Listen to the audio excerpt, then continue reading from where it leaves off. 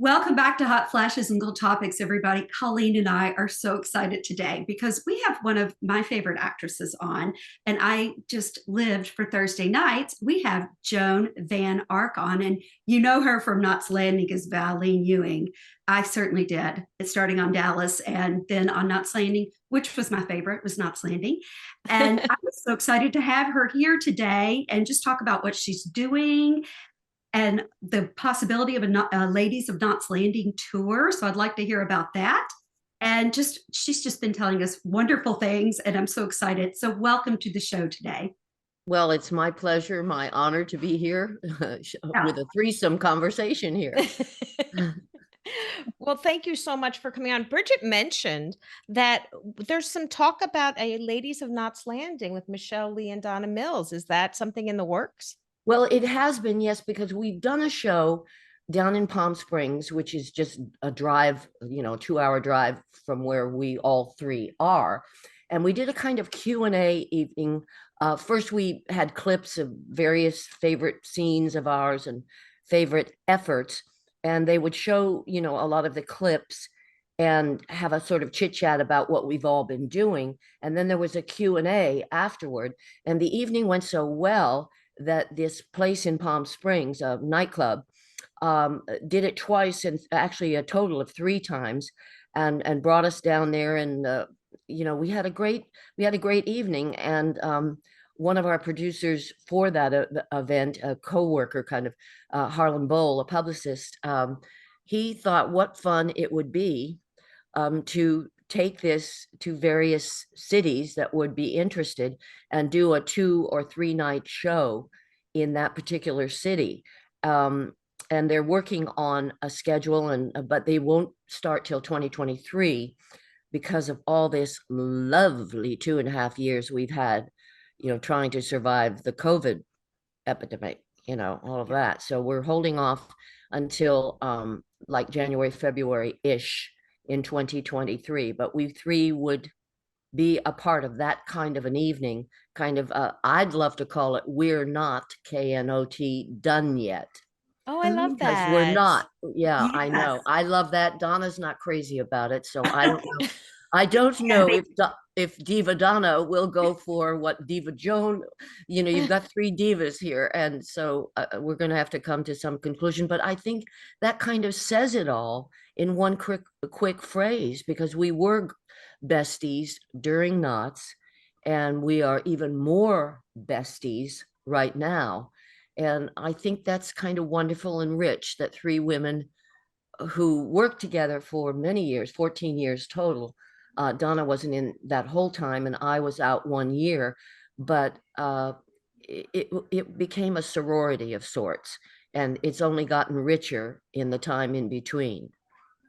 I love hearing that kind of story. I know we've talked to some other actresses, Sharon Gless, and how she and Tyne Daly are even more close now than they were on the show. Well, Um, you give me chills. That's yeah, that's that's that's absolutely accurate. It's because when you have an investment of your time and efforts and your passion, which is acting and doing a character, and you experience life at the same time that you're really deep in connecting with each other on the set, and that becomes a thread between you that is so rich and so deep and is pretty much everlasting. And I'm not a bit surprised, because I know at least Tyne, but both of them somewhat. And, they were amazing on screen and off, and continue to be.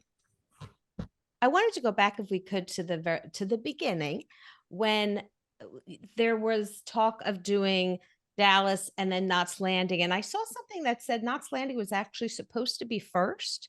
David Jacobs, again, the guru, the one who created both shows, did go into CBS and pitched Knots Landing first.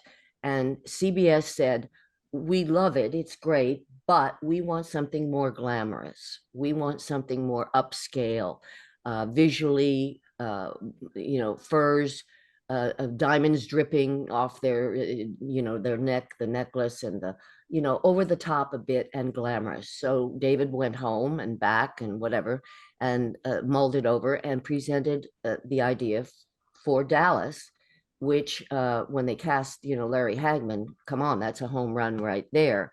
And the wonderful Linda Gray and, Patrick Duffy, all these wonderful actors. That was put together. And of course, that took off like crazy. And that's when I got involved with Dallas, because they asked me, I was recording Estee Lauder voiceovers in New York, because I do a lot of voiceover. And I got a message from my agent. Would I be interested in going to Dallas to film a guest shot? And there I am in New York with 2 days solid of recording. And I thought, I can't do both. But my husband said, you're crazy. You're crazy. You've got to try to somehow do this. They made it work. I do the one episode, and they ended up asking me for more and more and more episodes. So I was a part of Dallas first. And then David, on a rainy January afternoon, invited me to the trailer that was on the lot at the Burbank Studios, and said, we want to spin off the characters Gary and Valene, have them move to a cul-de-sac in Los Angeles and start a show, based on their moving into a cul-de-sac, and the four families, the contrasts of the four different houses in that cul-de-sac. Those are the storylines. Those would become the conflict, the love, the friendship, the hate, whatever. And that's what they did. And that's what we did. And Oh, the rest is I history. loved that show. And actually, I know people have favorites. I liked Knots Landing best. And I guess I felt like it was maybe more relatable to the average person. I don't know. You're Do absolutely you right on that. Because I always make the statement, Dallas is about them, which is the 1% that's way over the top. And Knots Landing is about us, the flyover states. It's Yes. more the flyover states, and it was much more relatable, but it was so delicious to watch all the things that went on with Larry, with Linda, with Patrick, et cetera, et cetera. So they were very different, but relatability, I think the more points go to Knots Landing. Yes. And then you add Dynasty in the mix, which really took it up a notch as far as the diamonds dripping Yes, and yes, The all of Lily that. Pond fights. Yeah. yes, exactly. And ending up in the swimming pool, the two of them. Yes. Yes. Joan Collins and yeah, am I saying Yes. it? Yeah, Yes. Linda Evans, they, doing a scene, ending up in the swimming pool. You can't top that. That is, talk about over the top, but wonderfully over the top.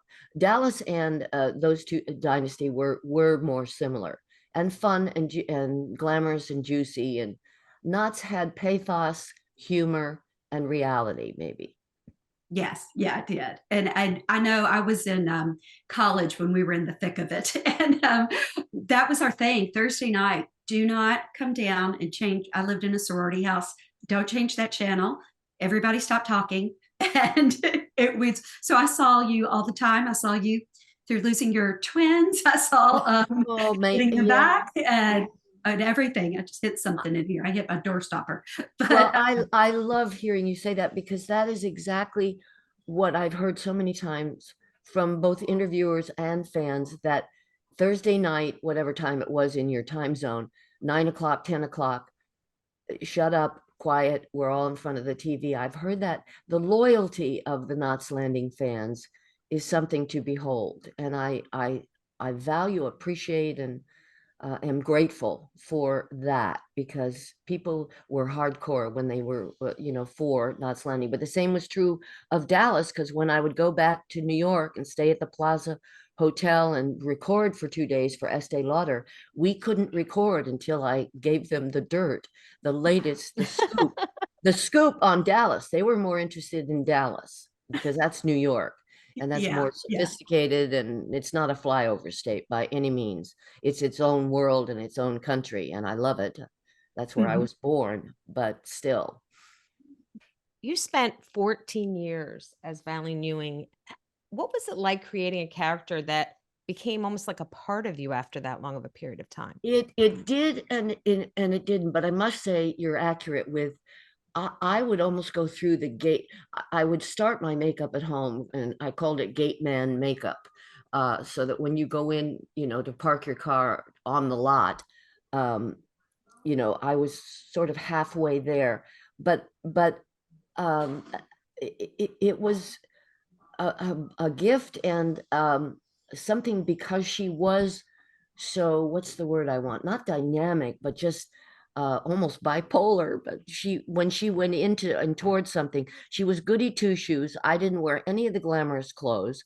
I would steal Nicolette's clothing, Nicolette Sheridan, for interviews, because she and I were the same size, and her stuff was what, believable.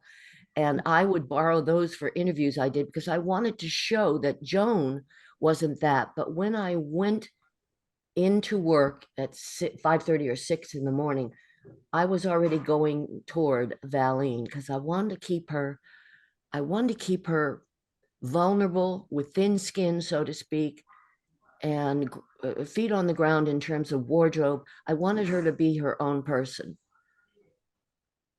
Yeah, I mean, it's, you were talking about just her different things that she went through, and it made it relatable. And I can remember the part, I think it was toward the end of the show, where she kind of went off the rails again. And I remember the haircut. Did they didn't really cut your hair, did they? Or did you have like a big ponytail in the back and they hid it during that No, time? I'm trying to think. Julie had her hair cut.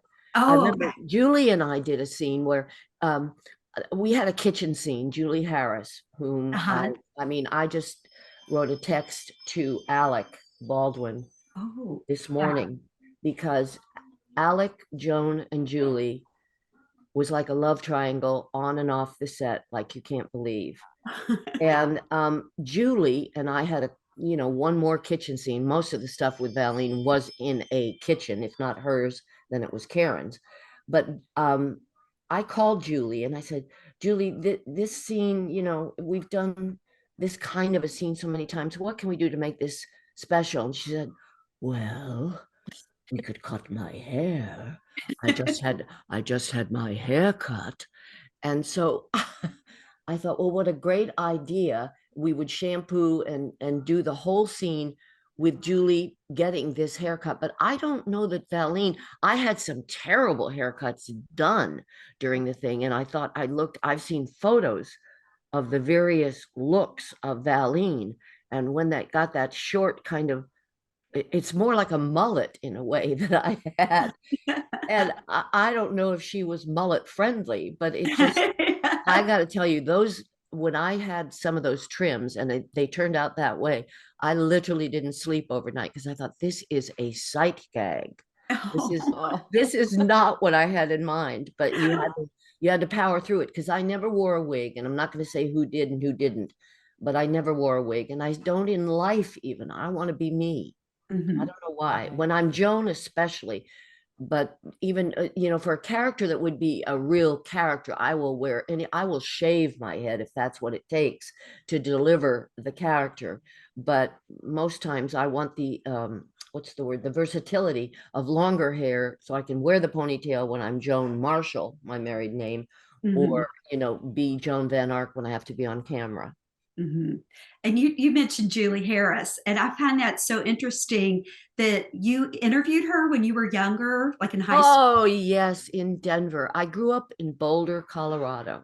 So in Boulder, as a senior in high school, or maybe I was a junior or senior, my father was a publicist and wrote for Time and Life magazine and was a photographer. Um, Somehow he knew Julie Harris was coming through Denver in the Warm Peninsula, and somehow arranged for the Rocky Mountain News, which is a Denver paper at that time and maybe still is, um, an interview for me, the young, neophyte actress, wannabe, to the, ultimate leading lady of that time. And he drove me into Denver. People said Joan is the only one who has a stage father, but drove me into Denver. I interviewed with her, and she said, so what are your future plans? Where are you going to school or to college. And I said, you know, I love acting so much. I don't want to do 4 years of undergraduate. I just want to study acting. And she said, well, I went to Yale School of Drama straight out of high school. Let me write to the dean or call the dean. I don't know which she did. And let me see if I can get you an interview. Long story short, she got me the interview with Dean Campbell at that time. My father and mother both drove me back to New Haven, Connecticut, where I met with the dean. And sure enough, they accepted me on scholarship, which was a gift from heaven and then some. And I was the second person after Julie Harris to go straight out of high school to the Yale Graduate School of Drama. That's That is amazing. incredible. That's amazing. It When was, but let me tell you the hardest part. Walking at that time, it was men or young, guys, not co-ed. So it was just guys at the Yale School of Drama. And I would have to go from my dorm, counting the cracks in the sidewalk so that I wouldn't be distracted by the incredible testosterone coming at me, going to classes, all these gorgeous, amazing, brainy, fabulous male students, walking to their classes while I'm trying to march over to the School of Drama, which was co-ed at that time. But it was just, I can't tell you. That was concentration beyond belief.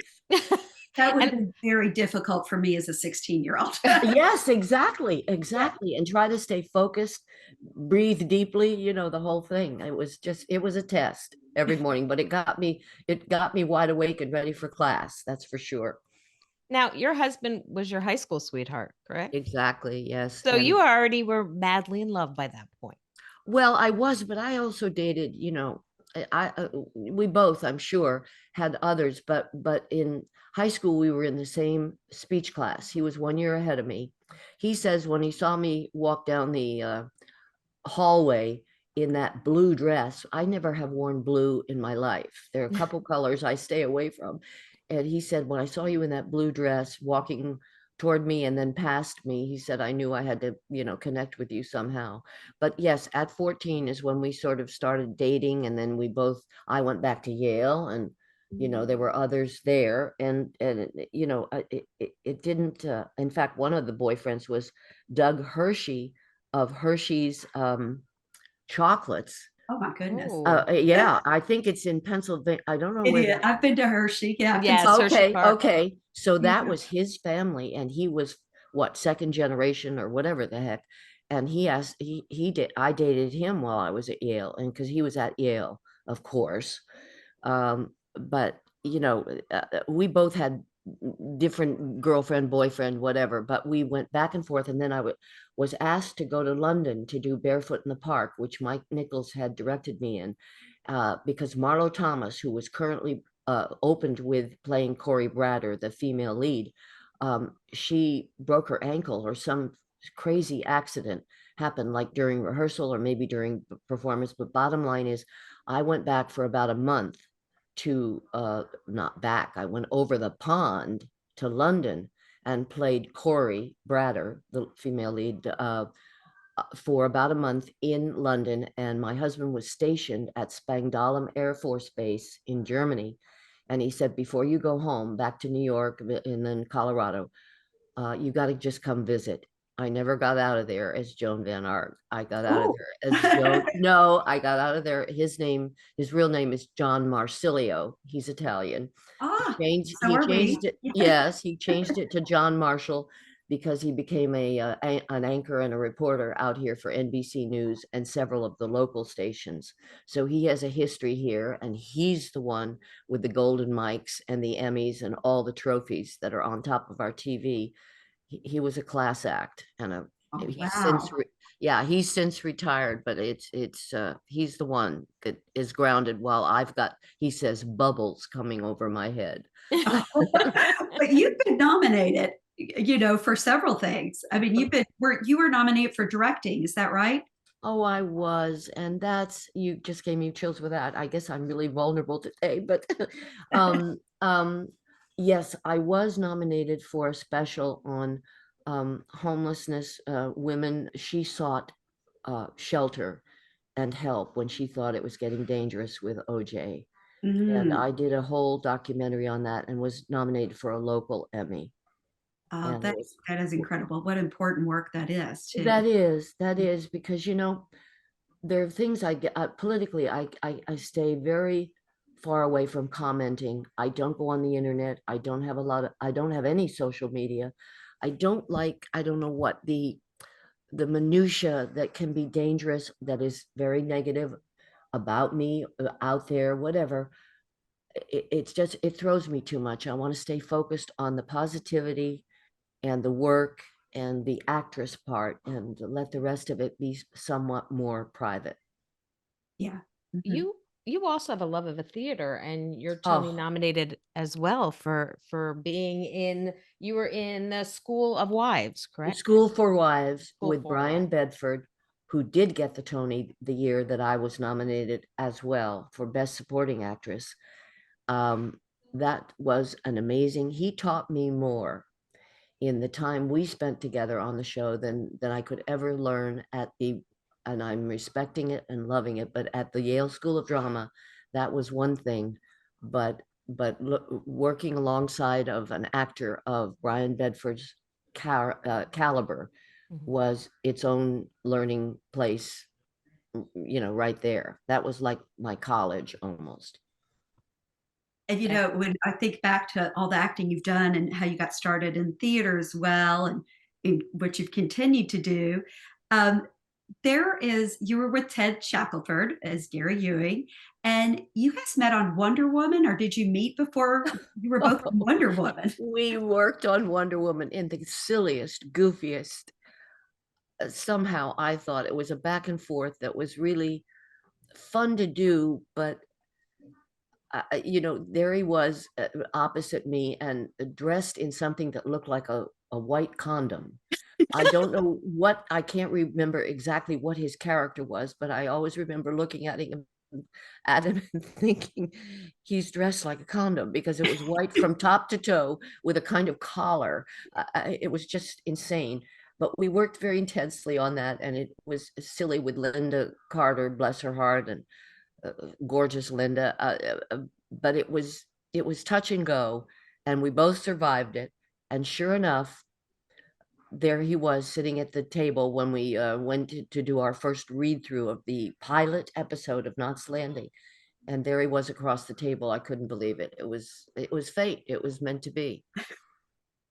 that's amazing. And you were married several times, not only to him on the show, but to several others. So there was a lot of drama on Knots Landing. What was it like during the 80s having that just notoriety for a show? Could you go anywhere? Were you constantly Well, yes, I was recognized more in New York because at that time there's more face to face in New York. People walk, uh, the restaurants, of course, the places, and in LA, your car is kind of your not buffer, but it's your uh, capsule that kind of isolates you with the face to face kind of thing. But yes, every time I would go to New York or a big city, there was that recognition, not so much in LA because every other person here, and it's still true, is a celebrity. I didn't mind it because it's part and parcel initially, maybe for a second, just because you're always exposed.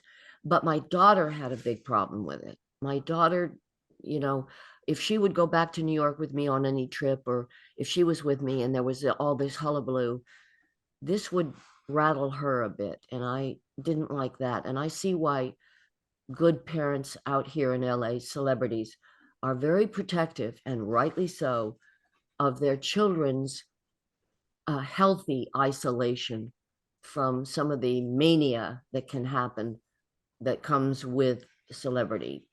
Some a tiny bit of negativity if you're wired that way.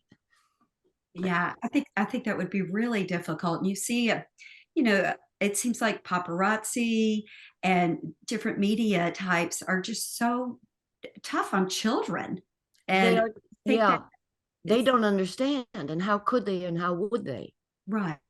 Right. I think that could be really hard. And I totally respect everyone that wants to keep that distance for their child. And when Right. I Yeah.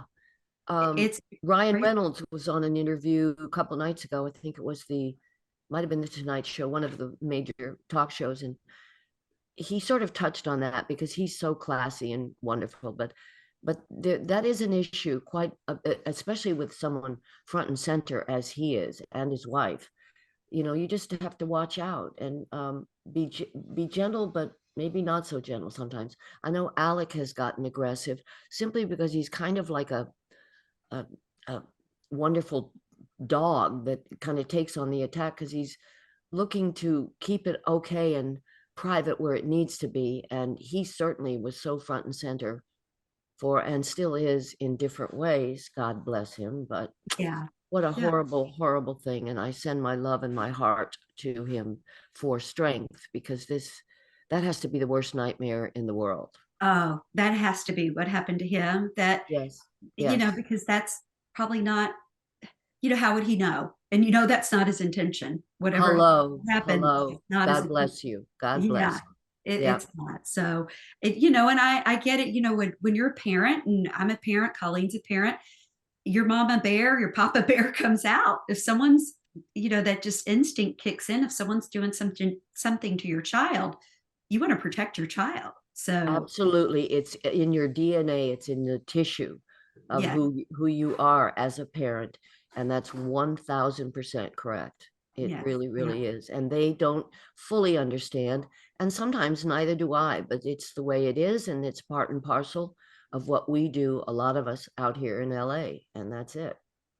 Now, Alec was on the show with you, Knots Landing, and there's a story where you kind of immediately saw his talent. Can you talk about that? Oh, I did because we had a scene in the Valene's and Gary's living room, and it was Alec and Julie and me to start it, and then I was to leave. And this was his first scene, and I was to leave the room. And in order to continue the scene that went on after Valene left the room, I had to crouch behind the couch in the living room to stay out of the angle of the shot of when they continued with Alec and Julie. And I heard this Alec Baldwin, unbelievable guy, relating with Julie. It was instantaneous. It was brilliant, both of them, of course. And I marched after we finished the scene and all the coverage up to David's office. And I said, where did you find? I've never done this before. I said, where did you find him? Where did, and he had been a daytime soap actor prior, I believe, and probably some television too, because that's Alec Baldwin. But it was all early in his TV career. And I knew from the very first scene, this is something special. And there was certainly a special sound, a depth when I heard Julie and Alec doing their dialogue. It was deep right away. It was instantaneous. Two brilliant actors. And I think that's probably part of what Knots Landing, they just had such a good cast. I mean, the cast was I have to, here's the thing. It was always the real deal because, and we had amazing people, Ava Gardner and um, uh, who was the Howard Duff. They had guests that were Holly Berry was a guest and had a short run, I think, as a continuing guest star. We had some wonderful people, and it was more like the actor's studio versus I don't know whatever would be a sitcom fun show. Mhm. Ours was more like the actor's studio. Yeah, yeah. When you mentioned Halle Berry, I'm trying to remember. That was probably like the mid to late 80s. And I'm not, yeah, I'm not sure I'm not sure what now that you said that. I'm thinking, was that girl hot Halle Berry? I yes, like now I'm yes, like gonna go back and look. it Yeah. was. No, but it was. Yeah. And we had lots of people come through that way. And that's a tribute to the producers. Michael Filerman also became a second producer because he was very important at CBS. And so it was David and Michael. And they brought in, and Michael is a Broadway person, and brought in, the real deal actors, really deep, wonderful actors. And There it definitely worked well. there was a scene that really stood out, and I've heard you talk about it once before, when your personalities were changing a lot, so to speak, in Knots Landing, and you had to take your makeup off from being kind of that made up one character into another personality, and you did that all in one take. Can you tell us about that story? Well, I knew that's where you were probably going. And I'll tell you something. That is and I've said this in previous interviews, that piece of film is probably my proudest moment. I'll get verklempt just trying to relate it. But the truth was, she went from, she ran away, Valene ran away because of the twin storyline, and she was so devastated and empty. And she ran away and she went back to her hometown, which is one of yours, almost hometown, but she ran back to the southern place. I think it was Tennessee.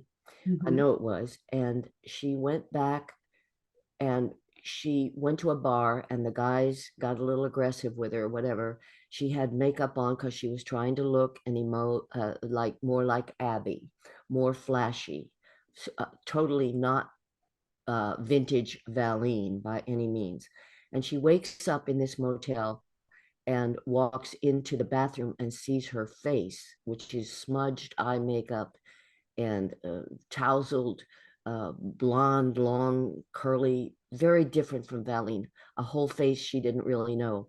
I said to the crew, because we were going to try to do it in one where I wash my face. And I said, if something goes wrong camera wise, stop me right away. Because once this actress washes her face, it's a wrap.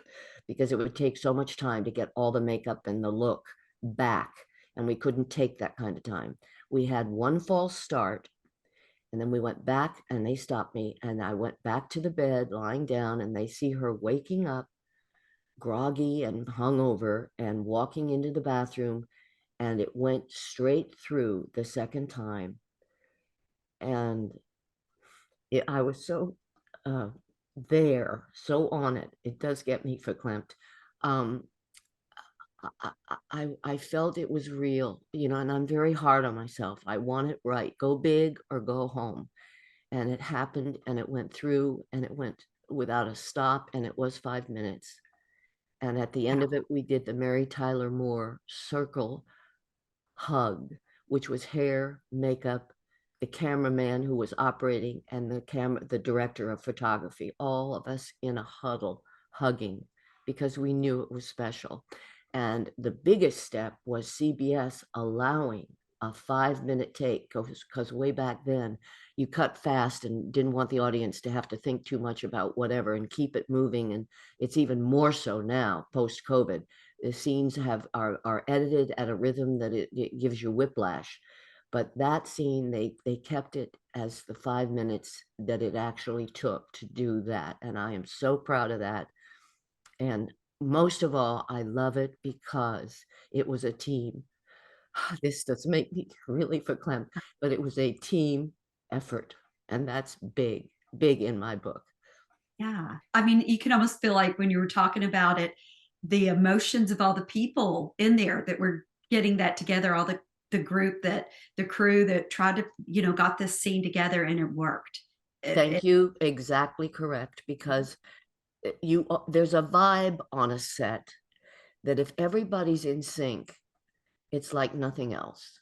It's why COVID has altered that rhythm and that kind of privilege of having the air vibrating almost with everybody connecting, because they want it to be as good as it can be. And that happened that afternoon, evening, whenever we were filming it, that happened. And when it does, it's beyond golden. It's why I love this business and I love being an actress. But it just was so special. Well, that's an incredible story. And just the fact that you felt so in the moment there, that leads to a special memory. So thank you for sharing that with us. Well, it's deep and it's real, and it was there was no fake or anything. It was Joan and Valene blending and becoming something else, and that's when she went in to her southern accent, which she used as a waitress there in Nashville. When Abby Donna Mills came to rescue her, so to speak, and reunite her with the twins, and that, by the way, the reuniting of Valene with her twins that day and that filming, that was the only time that Knots Landing was #1 in the ratings, in the overnight ratings. And for the week, more importantly, for the week, the #1 show was Knots Landing. And I have a thing in my office here in the house that is a kind of a paperweight plaque kind of thing that says #1 Knots Landing. Well, that is, and I remember that scene. And on you're on the stairs and they bring you the baby. Yes. And I said, I wanted to have her caught. We had the wonderful thing about Knots is that the actors could call David Jacobs or Michael Filerman and say, how about, I love this scene, but how about, and they were wide open to, if possible, go ahead and let the actors have it. And I said, I'd love to be caught instead of being perfectly dressed and all made up and whatever the heck, caught I came down spritzed just before the scene was filmed with spray on me as if I were in a robe coming out of the shower. And my hair was soaking wet. My face was, I had this bathrobe on, and I come downstairs, and there coming through the door are the two twins. And Michelle was there. I think, of course, Julie was. Amazing. I mean, that was more real to me, and it's more interesting to have caught her instead of being perfect and ready. Is anybody going to come visit me today? She was totally surprised. Right. And that's how life is. It is. Thank you. Yeah. Thank you. You're totally right. When they did the reboot of Dallas and you guest starred on there, how was it different? Did it feel like going back, or was it just a different setup? Are you talking about the most recent reboot? The reboot, yes. Yeah. It was different. And certainly the last one I did, both Ted and I, without Larry, it's like you're going to a dinner that you've always, not a party, but you're going somewhere that there's somebody always there and he wasn't there.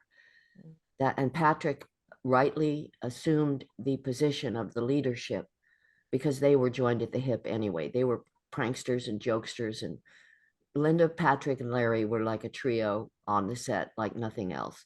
But it became just Patrick finally. Linda was there, but still, in terms of filling the blank that is irreplaceable with Larry being gone. But I don't know. It was very different. It was very different. I think that would be really hard. I think it would be difficult to do. And, he was so iconic, and it would be so difficult. Yeah. And he's so, yes, iconic, and which separates him from the pack because of that. And you can't replace that. So, but class act Patrick, was there, and for sure. And Charlene, she felt the same way I did a bit, that we were kind of not lost, but it felt different. Yes. Yeah. I can imagine how that would feel. It's almost like a family member. If something happens to like your family member and you're doing the same thing. And then you have Thanksgiving dinner. Yes. And that chair is empty, or the head of the head of the family, and they're not for there. sure. So I definitely see where that would be strange and kind of uncomfortable in certain ways. It was a bit, because also there were a lot of new actors brought in, and it was a different oxygen. I don't know how else to, but it just was in the air, that it wasn't the same, I don't know what, hum that Dallas originally was. And we had different producers. So it was, it was multi-layered, the change. You've been doing some voiceover work. You obviously were doing it for a while with the Estee Lauder, but you've been doing actually some video games and things. How is that? Yes. I love the acting video ones. One I had to do in a um what was it? Not I had a note here. A couple with accents. I had to dub a Disney Plus effort. I think it was called Houdini, and the show was done in Spanish, and I had to watch the Spanish and try to dub it with English lines to the mouth moving in the Spanish. I can't tell you, it was like so crazy. I did a pilot for something called Hans, Hanns, which is really a group of characters that are hands, really. And Patrick Warburton played my husband, and I was a diva mother to the producer. And it was kind of insane to be watching the video part, which was fingers on a hand and trying to bring a voice and a character to it. But I love kind of doing that. That was a challenge. Thank you so much for Oh, coming on thank and you so talking much for to us. taking the time. This was so fun. It was so fun talking to you. Well, I thank you, and you've been wonderful. And the fact that you're, not savvy, because lots of people do the interviews with me and um, aren't really hardcore, but loyal watchers that would know the background. And Oh yeah, so, they should put me on like a trivia show or something. well, We that's could- yeah, fantastic, and maybe someday, that not someday, but soon here, that will be a fact. But yes, yeah, it's true. It's true. It's yeah. Oh, Well, I'm all if over. if you do the Ladies of Knots Landing tour, we would love to talk to all three of you, because that would just, oh my gosh, that would Well, just know that, and I kind of have a tiny list, but know that if that comes to pass, and there's a lot of clearance stuff and all kinds of stuff that has bridges that have to be crossed, but if that does happen, certainly Harlan or someone will connect so that that can happen, because that's a fun interview anyway, no matter what. Oh yeah, Oh, that would be wonderful. that Thank would you. be And fun. we'll keep in touch with him, but have a wonderful afternoon. And thank you for taking your time to speak to us. We truly appreciate it. Well, thank you, and you've done your homework, and I appreciate it. You have a great rest of the day as well. Thank you You so much. too. Okay, Bye. Bye bye bye. bye.